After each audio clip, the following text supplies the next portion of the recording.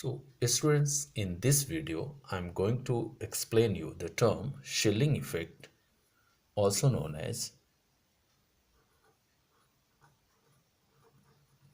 screening effect. Shilling effect or screening effect. In an atom, let us have this model of an atom. Here we have nucleus having charge Ze. So charge present on the nucleus is equal to number of protons, Z represented by Z. So this is the nuclear charge, and the force of attraction will be acting between this nuclear charge and electrons present in the various cells. Oppositely charged particles attract each other, so nuclear charge will attract all the electrons. So force of attraction between nuclear charge and these electrons will be acting inward. That is how all electrons remain within the atom due to this force of attraction. Now let us see what will be the force acting between these electrons, since these electrons present in various cells are negatively charged, and we know like charges repel each other. So all these electrons repel each other.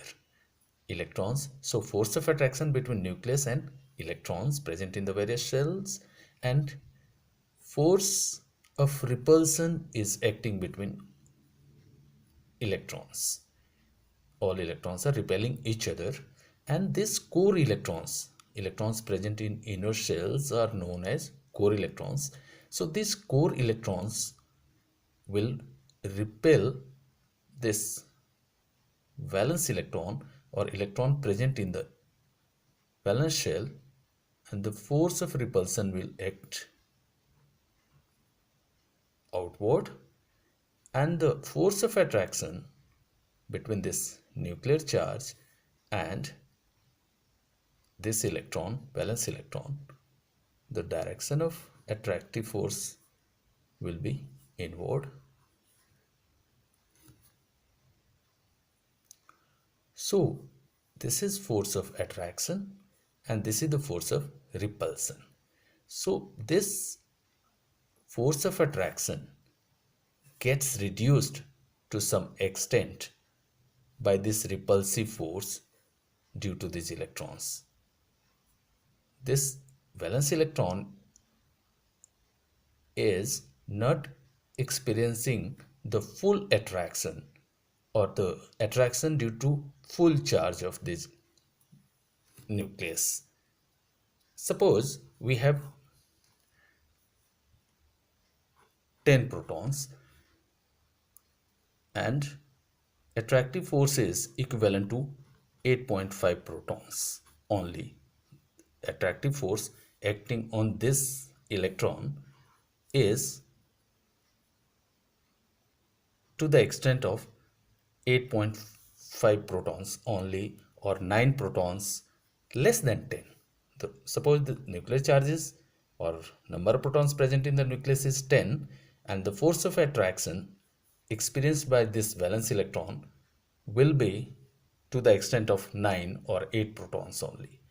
And the reason for this is these inner electrons, which are repelling this electron outward. And this effect of the core electrons on the valence electron is known as shielding effect.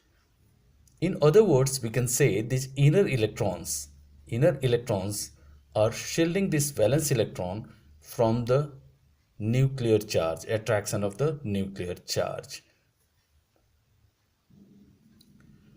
So this shielding or screening of the valence electron from this nuclear charge is known as shielding or screening effect, and these electrons present in this valence shells, all the electrons we have means core electrons may be present in s orbital, p orbital, d orbital, or f orbitals. So these are core electrons present in various shells, and s orbital electrons or s electron has greater shielding effect than p. P has greater shielding effect than d, and d has better shielding than f.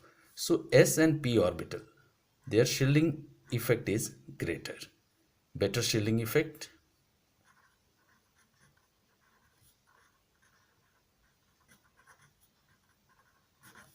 and this d and f has poor shielding effect. So all inner electrons present in s orbital, p orbital, or d or f, they shield the valence electron to different extent, and s and p inner electrons has greater power to shield, or they have more ability to shield the valence electron from this nuclear charge, and d and f have very poor shielding effect, means d electron and f electron, inner d and inner f electron, has poor shielding effect. They shield this valence electron to a very lesser extent. So this is the order of shielding effect of the core electrons. S orbital, p orbital, d orbital. This is the order.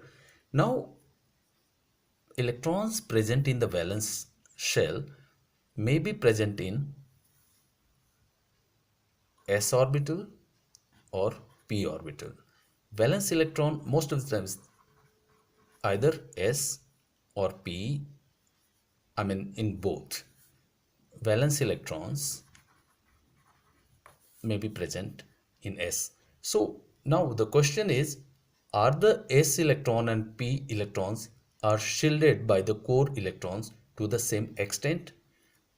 Means electron present in this s orbital in the valence shell and the p orbital of the valence shell, they are not shielded to the same extent. S electron is shielded the least and p electrons are shielded the most. So this is the order of valence electrons. There we can say s electrons of the valence shell are shielded the least because they have greater penetrating power. The reason is s orbital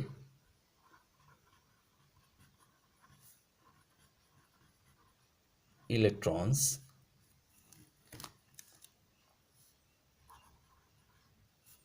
has greater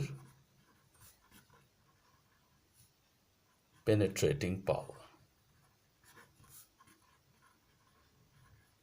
So this is the order of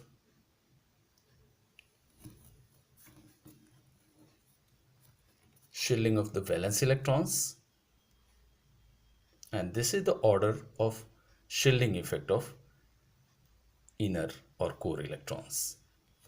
Valence electron are, if they are present in the s orbital, they are shielded, they have greater penetrating power, means they have greater approach to the nuclear charge, so they are shielded the least. And p electron, they have less penetrating power, means their approach to the nucleus is poor, or they experience less attraction in comparison to s orbital. P orbital electrons experience less attraction or shielded most, and s electrons are shielded least. In the next video, we'll study the consequence of shielding effect in periodic table. Various trends in the periodic table will be explained on the basis of shielding effect. So friends, keep watching my videos and subscribe to my channel, and I will be uploading more videos. Thank you.